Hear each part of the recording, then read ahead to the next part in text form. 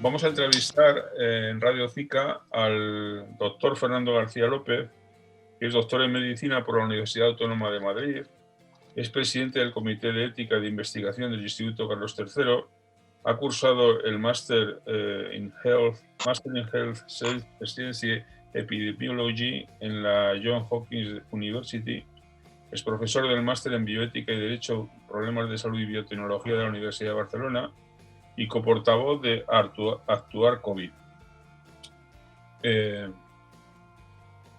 Bueno, lo primero que hay que preguntarte es qué es eso de Actuar COVID. Bueno, muchas gracias por acogerme a esta entrevista. Actuar COVID es un grupo de sanitarios de la Comunidad de Madrid que nos constituimos a final del mes de agosto de este año con la preocupación de ver cómo los contagios en Madrid cada vez eran mayores, había más gente que ingresaba a los hospitales, que ingresaba en las unidades de cuidados intensivos, y veíamos que las autoridades no tomaban ninguna medida y dejaban fluir la situación como si tal cosa. Entonces, elaboramos un decálogo de 10 puntos que pensábamos que eran indispensables para controlar la pandemia en la Comunidad de Madrid, aunque ese decálogo también lo presentamos al Ministerio porque pensábamos que también sería aplicable en todo el territorio español.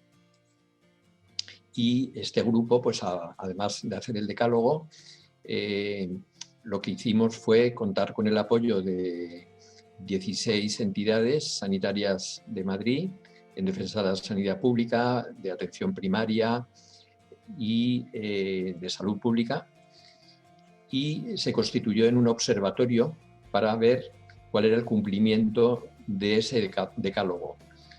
Un observatorio que hacía un informe semanal y en donde pues, se veía que había centros de salud que estaban cerrados, que la plantilla de los centros de salud, tanto de profesionales sanitarios como de personal administrativo, no era suficiente, que pues no había suficiente atención a la patología no COVID-19, o sea, una serie de deficiencias que las íbamos viendo cada semana y las íbamos publicando, y lamentablemente pues con poco éxito, porque a pesar de que lo difundíamos en medios de comunicación, pues las autoridades hicieron un caso omiso de lo que planteábamos. Sobre el tema de la cepa británica, que dicen que multiplica los contagios y que por lo visto ya ha llegado a España, ¿qué es eso? ¿Que tenemos que asustarnos? Lo que hay es bastante inquietante, porque sí parece que hay indicios poderosos de que esta cepa británica aumenta la transmisibilidad del virus. Es decir, que se calcula que puede aumentar su transmisibilidad en un 70%. Y los estudios que se han hecho, pues parece que han descartado otros factores que se han dado, pues, sobre todo en el sureste de Inglaterra, en la zona alrededor de Kent y en Londres, en donde parece que esta cepa británica pues, ha tenido un desarrollo mayor. Y se han descartado otros motivos del número tan alto de contagios que ha habido recientemente en esa zona, pues porque no ha habido un número de interacciones sociales mayor que en otros lugares de Inglaterra.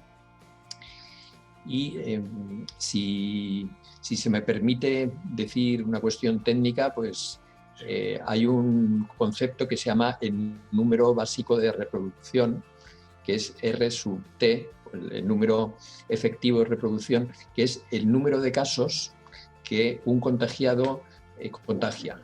Es decir, una persona infectada, si tiene un número básico de reproducción de 1, significa que por cada contagiado se contagia una persona más. Lo ideal para el control de una pandemia es que este número baje de 1, porque significa que cada vez habrá menos casos. Pero si el número está por encima de 1, pues en ese caso es un número preocupante, porque se va multiplicando la pandemia. Entonces, lo que se dice de esta cepa británica es que puede aumentar este número de reproducción en 0,4 o 0,9. Para que nos hagamos una idea, Ahora en España, globalmente, el número de reproducción viene a ser 0,99 o 1. Entonces, si aumentamos 0,4 o 0,9, nos situamos en 1,4 o 1,9. Con lo cual, significa que si nos situamos en 1,9, por ejemplo, pues cada 100 contagiados pues dan lugar a 190. Y a su vez, estos 190 se multiplicaría por 1,9, sería una situación muy preocupante. Y puede ser una de las causas de por qué en Europa ha habido este repunte en las últimas semanas en muchos países, y podría ser también una causa de por qué en España se está produciendo la tercera oleada. Buenas tardes, Fernando. A ver, yo te voy a preguntar sobre las vacunas, que era la nueva noticia, la buena nueva de final de año. Pero bueno, te quería preguntar la estrategia que sigue Reino Unido, que ahora parece ser que Alemania también, de administrar la segunda dosis como primera para llegar a más número de población, ¿es una medida acertada o es un error? Es muy difícil dar una respuesta categórica de sí o no.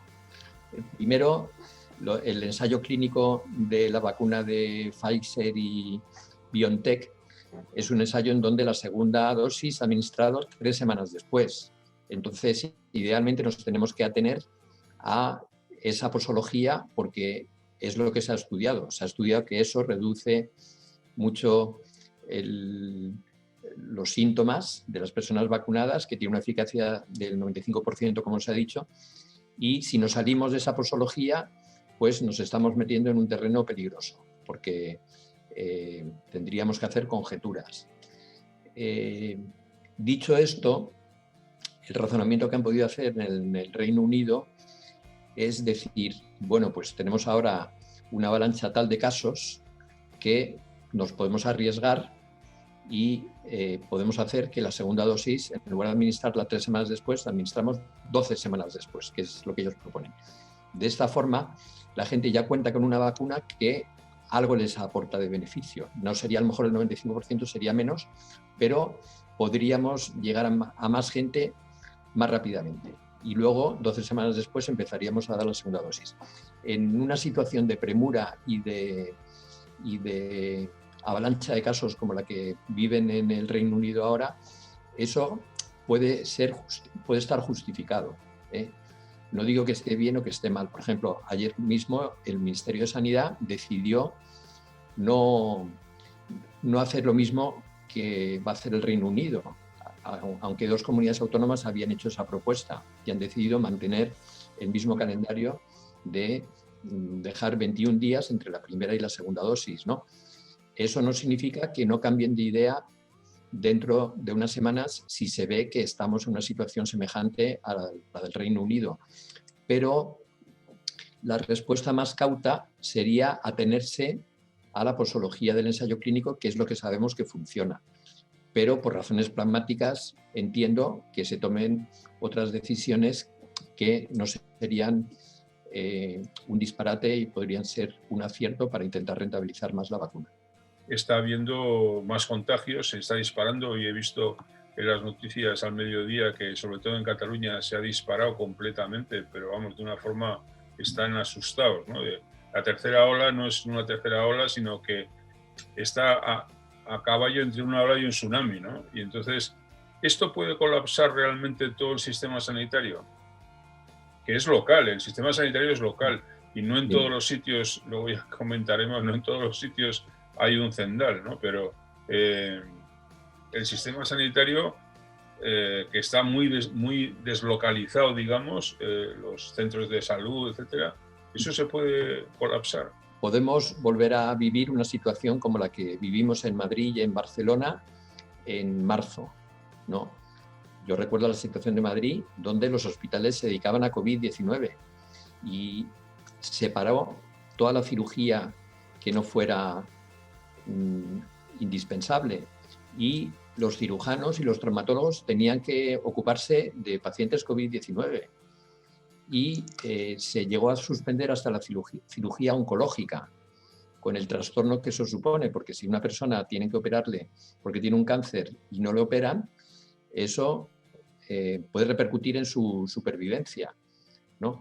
Y estaba tan sobrecargado que las UCIs no daban abasto y tenían que rechazar pacientes que en otras circunstancias habían ingresado en las UCIs. Esa situación que vivimos en marzo, tanto en Madrid como en Barcelona, y en menor intensidad en otros lugares, la podemos volver a vivir de nuevo, ¿no? Y es la que están viviendo ahora en estos momentos en el Reino Unido.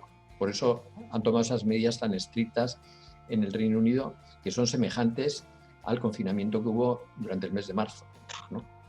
Es decir, aquí no se toman esas medidas. Te dicen las noticias malas de Cataluña, te dicen hoy al mediodía, pero no dicen que hayan tomado ninguna medida. Cataluña han tomado unas medidas un poco más estrictas, por ejemplo, han cerrado los centros comerciales, creo que han reducido la hora del toque de queda y algunas medidas, pero desde luego, si los casos aumentan como están aumentando en el Reino Unido, estaríamos abocados a un confinamiento de nuevo, porque sería la única forma de controlar el aumento de contagios. Yo vivo en Baleares, una de las comunidades más afectadas ahora mismo. Y bueno, aquí de hecho yo creo que tenemos el máximo de restricciones ya que permiten a las comunidades, ¿no? Porque ya lo siguiente sería el estado de alarma del mes de marzo. Pero a la vista de que a todas las comunidades más o menos les está pasando lo mismo, parece ser que vale más la juerga que la vida, es decir, el socializar, que es lo que es peligroso, ¿no? ¿Qué está pasando para que crezca la irresponsabilidad? Y yo me atrevería a decir que no solo en personas jóvenes, sino en personas mayores que ya se supone que deberían tener en cuenta esto por la peligrosidad que entraña, ¿no? Esta es una pregunta muy interesante, porque podemos decir que irresponsables ha habido siempre y hay en todos los ámbitos, ¿no? Y tenemos que vivir con eso. Luego, por otro lado, también hay que pensar que hay un sector de la población, los negacionistas, que pues de alguna forma hacen caso omiso a todas las recomendaciones que se hacen, pues porque van difundiendo por ahí que esto del virus no tiene esta importancia y que se está exagerando. Bien, esto pues también es un fenómeno que en parte viene acentuado por el hecho de que hay muchas diferencias entre los distintos sectores políticos a la hora de gestionar la pandemia. Pero aunque haya irresponsables, me gustaría insistir mucho en que la mayor parte de la población sí es responsable.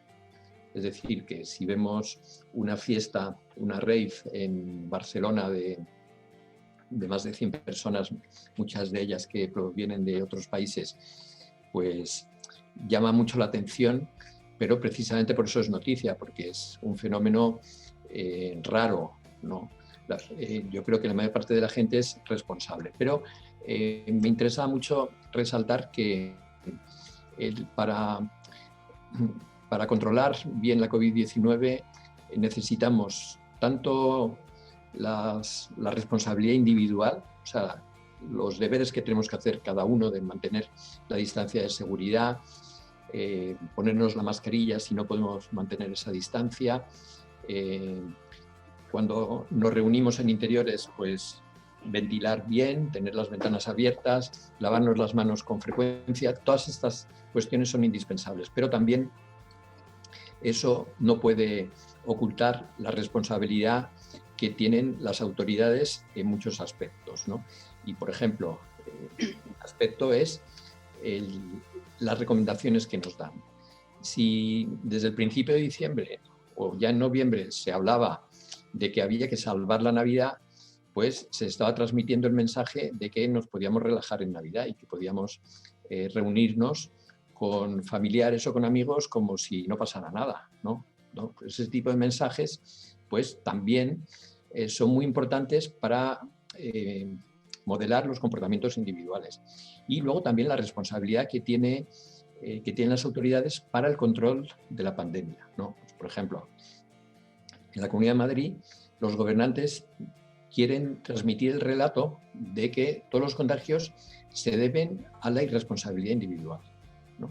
Y pues como cuando pues la presidenta de la Comunidad de Madrid pues habla de los modos de vida de los inmigrantes, ¿no? Se han ganado el contagio porque no hacen las cosas bien, ¿no? Pues ese relato de que hay que achacar la culpa al individuo, pues es un relato que exculpa las responsabilidades que tienen ellos y lo que en epidemiología llamamos los determinantes sociales de la enfermedad. Es decir, si en los barrios de Usera y de Vallecas es donde empieza a haber más contagios en el verano, es porque hay más trabajadores esenciales que tienen que desplazarse, que no pueden muchas veces mantener pues razones de trabajo estas normas de seguridad, o que viven en condiciones de hacinamiento, que hace que si uno de ellos se contagia, pues se contagie toda la casa, ¿no? Es decir, estos aspectos, llamémoslos estructurales y políticos, son los aspectos determinantes. No es casual que los repuntes que hubo en verano empezaran pues, en los temporeros, que estaban en Aragón, empezaron los temporeros que luego lo contagiaron a todo Aragón. Y también trabajadores de industrias cárnicas, que luego al final, pues estos trabajadores, pues se quiera o no, pues lo acaban transmitiendo a todos los demás, ¿no? Es decir, que es importante que huyamos de poner el foco exclusivamente en la responsabilidad individual y tampoco que criminalicemos a determinados colectivos, como puede ser, por ejemplo, los jóvenes, ¿no? Los jóvenes que viven en una situación bastante precaria, con una perspectiva de futuro muy incierta y que, de alguna forma, pues la gestión de la pandemia también tiene que tener en cuenta eso y recoger, de alguna forma, su voz, ofreciéndoles una perspectiva de futuro distinta, ¿no? Hoy veo en los titulares la guerra de las vacunas o guerra partidista. En Madrid, un 6% solo de vacunados, en Cantabria un 5%, sin embargo en Asturias un 80%. ¿Qué está fallando? Significa que, aunque en Asturias y en Madrid todos hemos celebrado la Nochebuena y el Año Viejo, y los centros de salud pues, han tenido las mismas vacaciones, pues en unos sitios hacen las cosas de una forma y en otros sitios de otra, ¿no? Y en este sentido, pues Asturias está haciendo las cosas bien y Madrid, pues que solamente haya vacunado el 6% de los previstos en una semana, pues es una cifra bastante baja y que refleja que pues, no se ha hecho una planificación suficiente para una cuestión tan importante como son las vacunas, ¿no? Porque cuanto más rápido nos vacunemos, pues más pronto podremos llegar a la inmunidad de grupo, colectiva o de rebaño, que se llama también, que nos protegerá frente al virus. Entonces, ahí es muy importante que las autoridades lo planifiquen muy bien, que destinen todos los recursos para que se pueda hacer la vacunación bien. Entonces, bueno, eso son cifras objetivas, las diferencias entre unas comunidades y otras, que tampoco va por colores políticos, porque la segunda comunidad que vacuna más es Galicia, que vacuna más de la mitad. Y bueno, pues ahí lo más que habría que decir es que todas las comunidades tienen que reforzar mucho su programa de vacunación para intentar que la primera fase de vacunación, que incluye trabajadores de las residencias de mayores y los que están en las residencias de mayores, junto con los trabajadores sanitarios, se hayan vacunado a finales de marzo o en las primeras semanas de abril, para que después pues, entre en la segunda fase pues, los siguientes grupos, ¿no? Que seguramente serán pues, las personas mayores que no viven en residencias, mayores de 65 años, y personas que tienen patologías que les hacen más propensos para tener complicaciones si contraen la COVID-19. Yo tuve un caso hace muy poco, me pasó a mí personalmente, estaba cuando paseo por la tarde por mi barrio, pues me tengo que sentar inmediatamente o casi inmediatamente. Senté en un banco y en el banco de enfrente había pues 5 chavales de 20 años. No llevaba ninguno mascarilla. Esto me ocurrió hace 15 días. No llevaba ninguno mascarilla. Yo estaba rabiando. Yo estaba, joder, digo, les digo algo, no les digo nada y tal. Y salió de la carnicería pues uno de los que trabajan y uno de los chicos que me conoce y tal y que me saluda y tal, habla con ellos, está con ellos, él sí lleva mascarilla. Y yo me voy a levantar para seguir caminando y con mucha dificultad, me costaba mucho levantarme del banco. Y entonces todos los chavales se ofrecieron a ayudarme. Es decir, no estaban, era curioso, yo digo, joder, no estaban no teniendo mascarilla por insolidaridad, no tenían mascarilla porque no tenían ni puta idea de que tenían que tener mascarilla. Y entonces, si tenemos en cuenta que ¿qué hacen los medios de comunicación, sobre todo, y los políticos para explicar a la gente lo que tiene que hacer? Una cosa tan sencilla como el tema de la mascarilla, ¿no? Claro, eso lo que lleva es a demonizar a los jóvenes y tal. No. ¿Qué herramientas les damos para que no hagan eso, ¿no? Y para que se comporten de otra manera, ¿no? Sí. Por ejemplo, el Ministerio de Sanidad tiene unas infografías y unos recursos muy buenos en su página. Lo que pasa es que están ahí. Claro. No los ve nadie. Entonces ahí hay un problema de transmisión de la información en donde hay muchos responsables. Por un lado, los medios de comunicación, que a lo mejor no ponen el énfasis requerido. A lo mejor el Ministerio de Sanidad también tiene su responsabilidad, porque no basta con que ponga la infografía en su página web, sino que tendrá que tener políticas más activas para transmitir. Para cosas menos importantes han dedicado dinero para hacer campañas de promoción, claro, de publicidad, etcétera, etcétera. Si pensamos que la mayoría de los medios de comunicación están en manos de la derecha, que va en contra de todas estas cosas, si pensamos incluso que Televisión Española, sobre todo en la franja desde las 8 de la mañana hasta las 6 de la tarde, está en manos de la derecha también, pues dices, joder, ¿qué van a ayudar? Sí, ese es un aspecto muy importante, porque aquí estamos hablando siempre en una epidemia que obliga a tomar medidas muy lesivas para la población, ¿no? El hecho de que pues se produzca el confinamiento de marzo, o que haya confinamientos perimetrales, o que se cierren los bares a determinadas horas. Todo esto es muy lesivo para una porción muy grande de la población. Entonces es muy importante tanto que haya una comunicación clara y transparente de todo, ¿no? Incluyendo de los bandazos, ¿no? Como por ejemplo el caso de las mascarillas. Al principio se decía que no, luego que sí. Hay muchas cuestiones que es normal que se cambie de opinión porque es una pandemia nueva y no había suficiente información. Entonces, pues se van dando los mensajes a medida que la ciencia los va estableciendo. Pero bueno, pues todo esto requiere una política de comunicación muy clara y también no solamente una comunicación de arriba a abajo, sino una participación bien clara por parte de las personas afectadas. Es decir, que pues aquellos que van a ser más perjudicados, pues tienen que tener algo que decir, ¿no?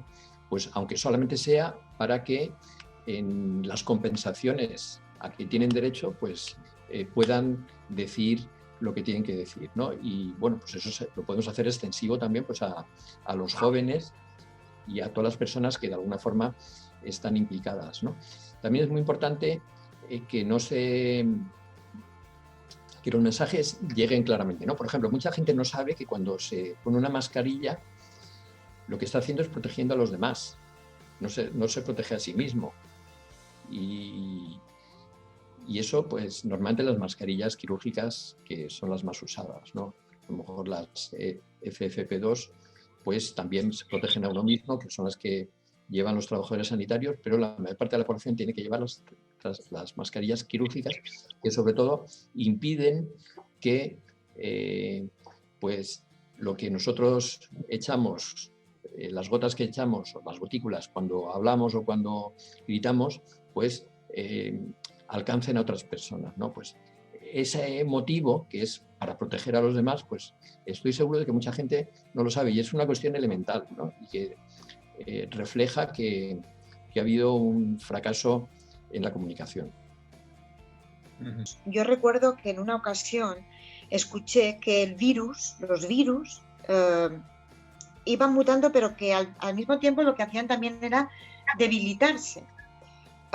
Mi pregunta es, ¿pierde letalidad el virus con el transcurso del tiempo o no es así? Esa información que circuló mucho al principio no tiene base científica, es un mito. Sí es cierto que los virus mutan, pero no necesariamente para mejorar su virulencia, en el sentido de que cada vez sean menos virulentos. Bueno, si nos vamos a la pandemia del año 1918 de la gripe, la mal llamada gripe española, que tuvo 3 olas, pues la segunda ola fue mucho más letal que la primera, ¿no? Que mató a muchas más personas la segunda ola, que apareció unos meses después de la primera. Los virus mutan, todos los virus mutan mucho, y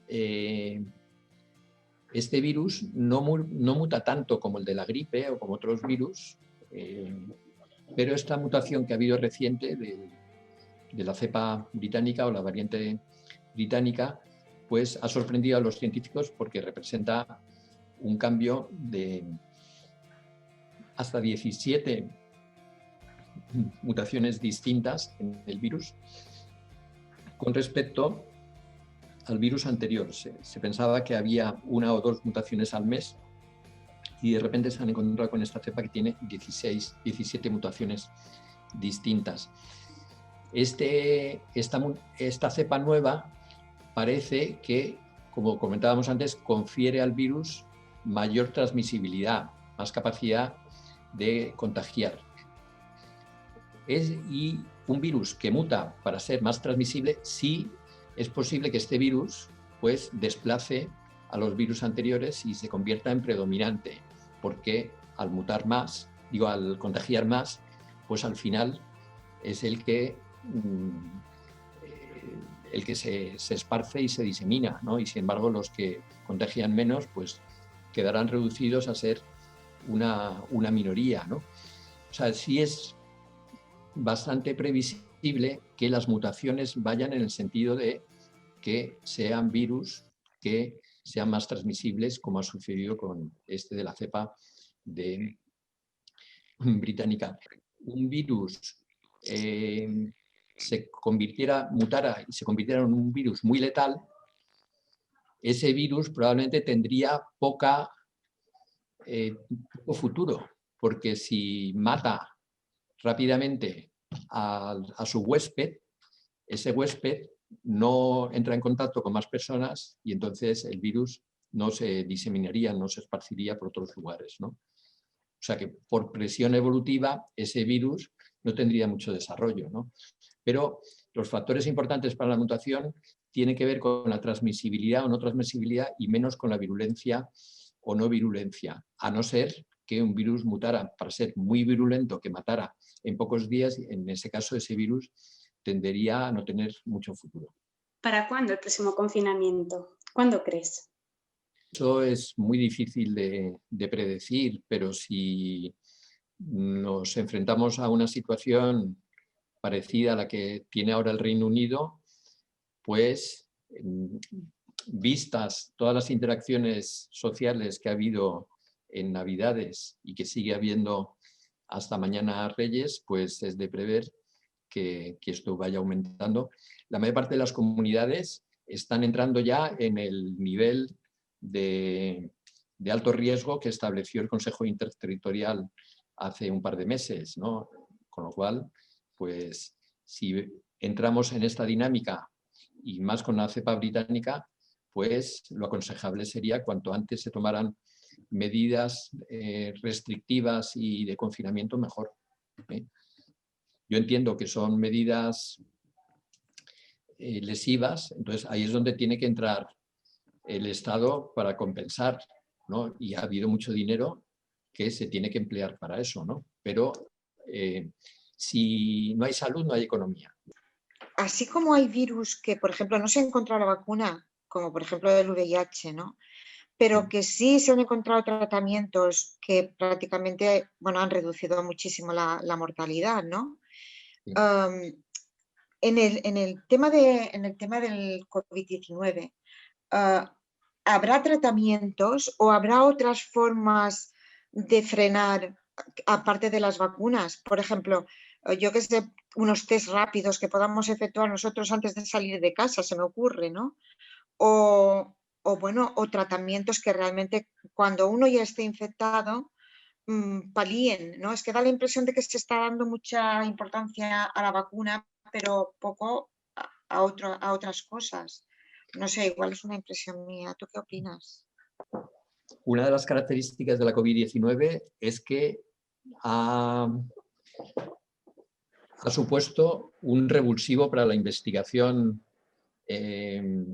relacionada con la salud en seres humanos en el último año. Y muchos equipos se han lanzado a estudiar remedios o tratamientos para la COVID-19, hasta ahora con poco éxito. Pero se han hecho infinidad de ensayos clínicos, que siguen algunos en activo, ensayando medicamentos. Hasta ahora el único medicamento que se ha demostrado eficaz de una forma fehaciente es un medicamento muy antiguo, que es la dexametasona, también prednisona o metilprednisolona, en algunos pacientes que están ingresados, que reduce la mortalidad, ¿no? Pero ha habido muchísimos ensayos clínicos que no han tenido hasta ahora ningún efecto. ¿Lo tendrán en el futuro? No lo sabemos, eso no lo podemos saber. En los primeros años del VIH, del SIDA, pues estaba en una situación parecida a la de ahora y luego empezó a haber medicamentos que controlaban la infección por el VIH y ahora se ha convertido en una infección que se puede convertir en una enfermedad crónica y bien controlada. Frente a la hepatitis C, pues hace poco han salido medicamentos que la curan prácticamente, ¿no? Pero por otro lado tenemos la gripe, que nos ataca todos los años y no hay un tratamiento específico contra la gripe. Lo mismo podríamos decir de la hepatitis B. Es decir, que hay muchas enfermedades virales que tienen tratamiento y otras no. Y bueno, no sabemos si va a tener éxito un tratamiento específico para la COVID-19 o no. Eso no lo sabemos. Sí sabemos que han mejorado, por ejemplo, las pruebas diagnósticas y ahora pues las pruebas rápidas de antígenos pues, pueden ser eficaces en determinadas circunstancias, ¿no? Si el día de mañana se demuestra que se puede hacer una prueba rápida en la saliva, que es una prueba suficientemente válida y fiable, pues fantástico. No sabemos si llegaremos a esta situación. Lo único hasta ahora que ha sido exitoso y con reservas, porque todavía hay muchas incertidumbres, muchas dudas que no sabemos, son las vacunas, ¿no?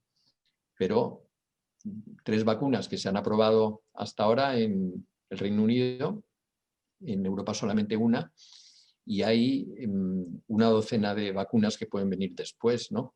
Y con muchas incertidumbres porque todavía no sabemos si estas vacunas impiden que una persona infectada contagie a otras personas, no sabemos si reduce mortalidad, esperamos que sí, pero no lo sabemos a ciencia cierta, y no sabemos cuánto dura la inmunidad. Pero en lo que respecta a los tratamientos, pues todavía no sabemos. ¿Habrá alguna vez un tratamiento que lo cure? No lo sabemos. Yo no soy optimista tecnológico, que pienso que son los que piensan que la tecnología va a resolver todos los problemas. Bueno, pues a veces resuelven problemas, otras veces no. Eso no lo podemos saber todavía, ¿no? Yo quería decirte una cosa y es, no sé, está uno muy alerta sobre la Comunidad de Madrid o sobre algunas comunidades, sobre la actuación de los políticos del PP, ¿no? Les dan las vacunas gratuitamente, pero ellos ya cogen y meten a iniciativas privadas de almacenamiento, de transporte, o sea, de cosas que podían tener un almacenamiento público, tener un transporte público, etcétera. Pero ya enseguida el gobierno de Ayuso enseguida hace cosas para introducir a la iniciativa privada y para que ganen dinero los amigos también, ¿no? Eso es normal. Y digo de la Comunidad de Madrid porque es lo que más salta, lo que más se indica, pero seguramente ocurrirá en otras comunidades parecidas. No es normal que una Comunidad de Madrid que tiene una red de atención primaria potente, insuficiente porque tiene que reforzarse y fortalecerse, pero es una red potente que ha demostrado su capacidad para la vacunación de la gripe, que los centros de salud cumplen una función muy importante en el sistema sanitario, no solo en Madrid, sino en toda España. Entonces, no tiene sentido que se asignen tareas a la empresa privada cuando eso lo puede hacer perfectamente la red de atención primaria. Cuando el dinero que se administra a la Cruz Roja para que haga la vacunación es un dinero que puede ir directamente a los centros de salud y encima sin que haya partidas para comprarles uniformes o teléfonos o equipos informáticos porque ya los tienen, ¿no? Y si dicen que el sistema público no tiene enfermeras, esto no es cierto, porque resulta que la Cruz Roja va a echar mano de enfermeras que van a contratar de nuevo de la bolsa del paro. Y esas enfermeras las podría contratar perfectamente el sistema madrileño de salud, ¿no? Es decir, que esto, en el fondo, yo creo que refleja una obsesión ideológica que tienen los gobernantes de la Comunidad de Madrid, no solo los de ahora, los que llevan gobernando desde que entró Esperanza Aguirre, y que lo que quieren es pues hacer caso omiso del sistema público y continuamente echar mano del sistema privado, con la presunción nunca demostrada que el sistema privado es más eficiente y más eficaz, que eso es algo que nunca se ha demostrado, más bien hay pruebas de lo contrario, de que donde no hay conflictos de intereses y donde no hay que dar dinero para los beneficios, el resultado al final es mucho mejor. El Hospital Isabel Zendal, ¿crees que con dinero público, que bueno, no sabemos al final cuánto ha costado porque la cifra que dieron al principio a la que va es desmesurada, luego con la excusa de las prisas se da todas las contrataciones a empresas privadas? ¿Crees que es una excusa de con dinero público hacer un hospital, crear o favorecer a empresas privadas? Con la foto de Isabel Ayuso sobre lo que está trabajando para la pandemia. Alguna causa tiene que haber cuando no hay causas epidemiológicas ni sanitarias que justifiquen ese hospital.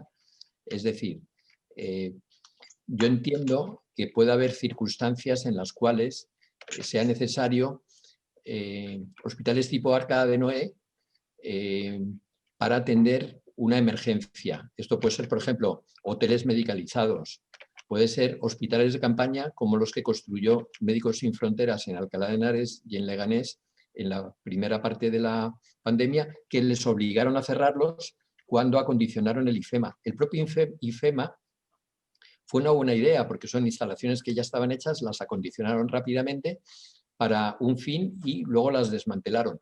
Ese tipo de soluciones son soluciones mucho más pragmáticas y más económicas que construir un hospital nuevo, permanente.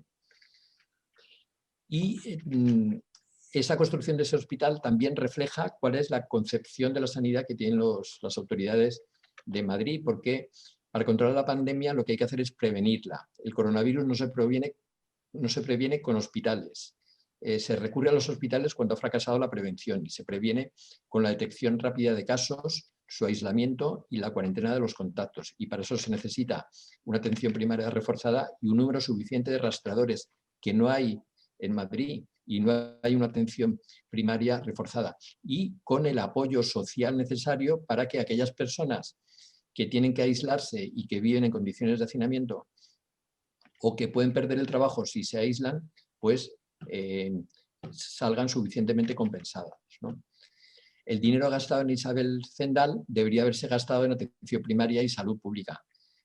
Pero ¿qué ocurre? Que las muertes y el sufrimiento evitados no salen en los medios de comunicación y, sin embargo, inaugurar un hospital sí, ¿no? Es lo que se llama la paradoja de la prevención. La prevención, sus beneficios son completamente invisibles, ¿no? Si se mejora el transporte para que se reduzca el número de muertos en las carreteras o se pone un sistema de carné por puntos, el número de muertos evitados es completamente invisible, ¿no?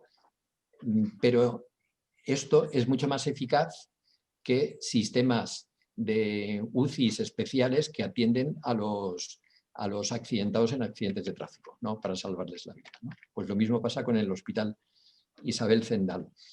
Aparte de otras cuestiones, cuando acabe la pandemia, ¿qué se va a hacer con esas instalaciones que carecen de la misma infraestructura para convertirse en un hospital normal? No tienen ni quirófanos, ¿no? ¿Y por qué construir un hospital cuando la Consejería de Sanidad ha suprimido en los últimos años más camas de los hospitales públicos de Madrid que las que se crean en el nuevo hospital, ¿no? Hace poco salió en los medios de comunicación que uno de los hospitales de Madrid tenía 16 camas de UCI que estaban cerradas, que no se habían habilitado en ningún momento, ¿no? Y la propia Consejería de Sanidad demuestra la poca fe que tiene en este hospital Isabel Zendal cuando lo que pretende es desplazar a trabajadores sanitarios de otros hospitales, es decir, no pretende contratar trabajadores nuevos, ¿no? Con lo cual está desvistiendo a un santo para vestir otro, ¿no? Con lo cual, pues al final queda en una política de propaganda, de fuegos de artificio, pero sin ningún beneficio operativo para el tratamiento de la pandemia. Como este vídeo lo van a ver muchos jubilados, pues es importante insistir en eso, que todos los medicamentos tienen efectos adversos. Eso es algo que tenemos que convivir con ello. Lo importante es que los beneficios sobrepasen a los riesgos. En este caso, los efectos adversos que se han descrito con esta vacuna hasta ahora, que suponemos que son los más importantes, han sido efectos adversos nimios, ¿no? Por ejemplo, el dolor en el lugar de la inyección, que es una inyección intramuscular, pues que puede durar un día o unas horas. A veces puede haber décimas, pero eso se pasa enseguida, ¿no? Y eso es completamente llevadero, ¿no? Entonces, el beneficio, hasta ahora, el beneficio es que se reduce en un 95% el tener síntomas. Si ponemos en una balanza lo que sabemos de los beneficios y lo que sabemos de los riesgos hasta ahora, pues no hay color, ¿no? O sea que no se plantea ninguna duda, ¿no? Porque los beneficios compensan con creces los pequeños efectos adversos que pueda haber, ¿no? Entonces, por eso mi recomendación hoy por hoy es que hay que vacunarse, porque es una forma de protegerse. También para las residencias, un aspecto importante y que el Grupo Actuar COVID hemos insistido mucho es que en las residencias de mayores pues, se adoptaran 4 tipos de medidas que las hemos planteado al Gobierno de la Comunidad de Madrid, pero no nos han hecho caso, ¿no? La primera medida es que haya un sistema de vigilancia con datos suficientes para ver qué está pasando en cada residencia para tomar medidas activas. La segunda, que se hagan pruebas diagnósticas periódicas todas las semanas o 2 veces por semana a los trabajadores que entran en las residencias, porque se ha demostrado que son los trabajadores los que meten el virus en las residencias, no los familiares, ¿no?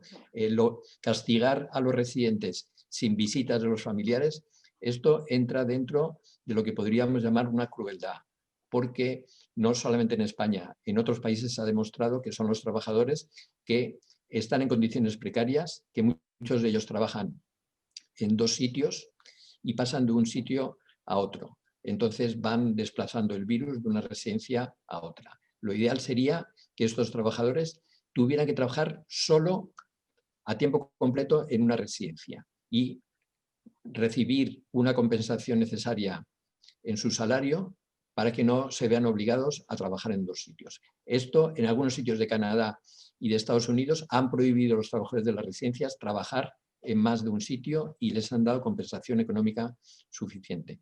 Y la cuarta medida que proponemos es que haya una formación adecuada en materias de prevención del virus a todos los trabajadores de las residencias, ¿no? Que muchas veces carecen de la información necesaria para poder proteger la salud de los residentes.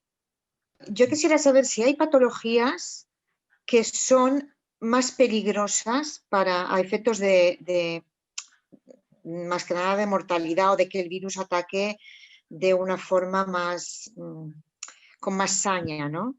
Sí. No sé, se me ocurre, por ejemplo, ¿qué es más peligroso? ¿Un EPOC o una diabetes, por ejemplo?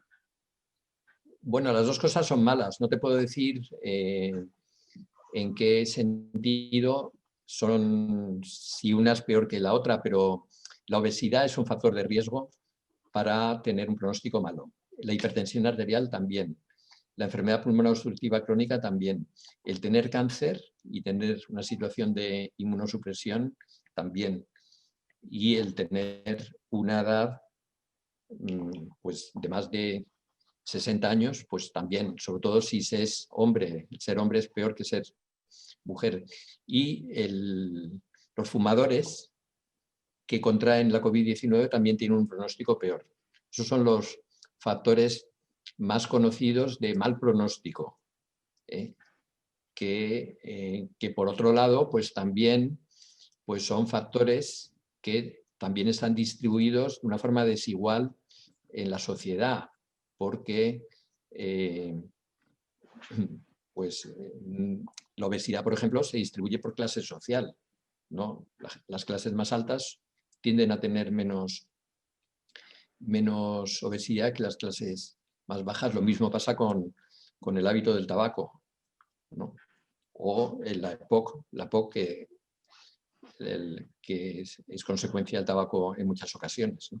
Bien, oye, pues hemos llegado al final. Si tenéis algo, Águeda o Carmen, que preguntar al final, y si no, pues oye, darte las gracias. Ha sido muy interesante, muy ameno, y esperemos que la gente lo acoja muy bien, ¿no? Porque hace falta, como te decía antes también, tenemos muchas informaciones, pero muy poca información valorada, ¿no? Y valorada desde un punto de vista crítico o desde un punto de vista independiente, ¿no? Entonces, esto es lo que hemos querido hacer contigo y te lo agradecemos muy efusivamente. Muy bien.